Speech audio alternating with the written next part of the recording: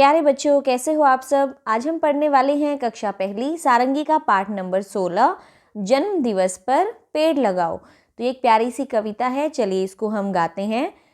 जन्म दिवस पर पेड़ लगाओ, हरा भरा संसार बसाओ।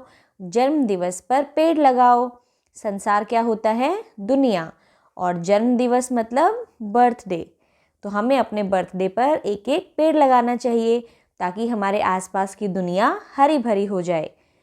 हरियाली से है खुशहाली, सुंदरता मन हरने वाली। पेड़ों और प्रकृति का नाता, जैसे हो बच्चों की माता।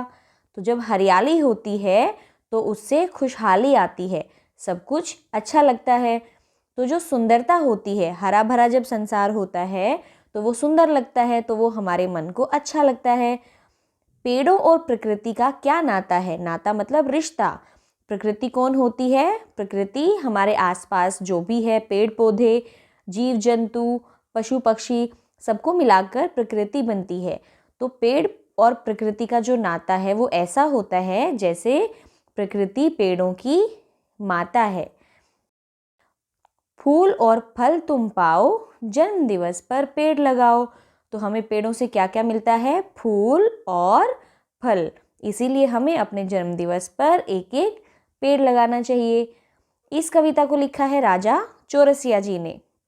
अब करते हैं इसका अभ्यास। बातचीत के लिए पहला प्रश्न है, आप अपना जन्मदिन कब मनाते हैं? तो यहाँ आपको आपकी बर्थ डेट बतानी है।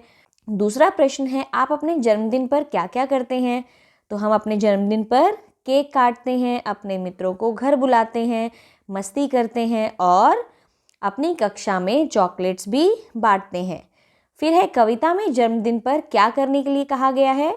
कविता में जन्मदिन पर एक पेड़ लगाने के लिए कहा गया है। अगला है, क्या होता अगर सभी अपने जन्मदिवस पर पेड़ लगाते?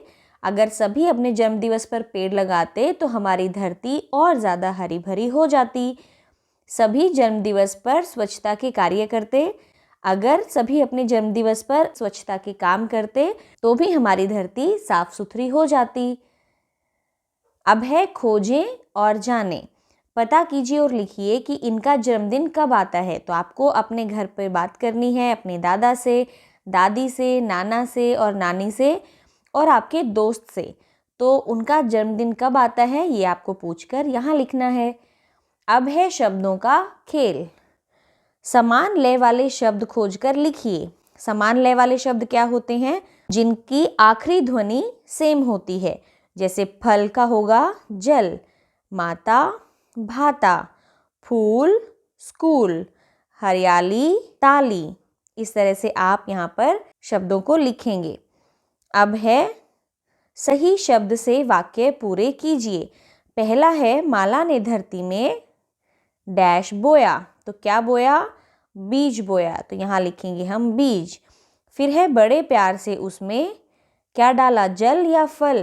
तो जल डाला। फिर है, छोटा सा नन्हा सा डैश उग आया। पौधा या सौदा? तो आएगा पौधा। अब है तीसरा प्रश्न, पेड़ों के नाम खोजकर लिखिए। यहाँ पे आपको एक बॉक्स दिया है जिसमें आपको अलग अलग पेड़ों के नाम ढूंढकर लिखने हैं। जैसे कि नीम, तो यहाँ लिखेंगे आप नीम। फिर अशोक, उसके बाद बेर, आम, इमली। एक यहाँ पे बनेगा पीपल। तो यहाँ पर आप अलग अलग पेड़ों के नाम ढूंढकर लिखेंगे। अब है, अपने घर के आसपास के 4 पेड़ों के नाम लिखिए।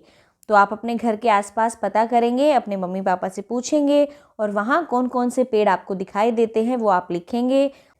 अब है चित्रकारी। अपनी पसंद के किसी फूल का चित्र बनाकर रंग भरिए। तो आपको कौन सा फूल पसंद है उसका आप यहाँ पर चित्र बनाएंगे और उसमें रंग भी भरेंगे। तो ये थी हमारी कविता, जन्म दिवस पर पेड़ लगाएं। अब आपको नेक्स्ट आपके बर्थडे पर एक पेड़ लगाना है ताकि हमारी धरती और ज़्यादा सुंदर और हरी भरी हो जाए। तो मिलते हैं हम अगले पार्ट में, तब तक आप स्वस्थ रहिए और सीखते रहिए।